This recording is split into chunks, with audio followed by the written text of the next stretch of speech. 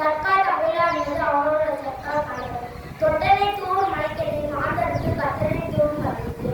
எப்பொழுது யார் யார் வாய் கேட்கணும் அப்பொழுது எப்போது பார்ப்பது அறிவிப்பு நன்றி மக்கள் நன்றது அன்றே மக்கள் நன்று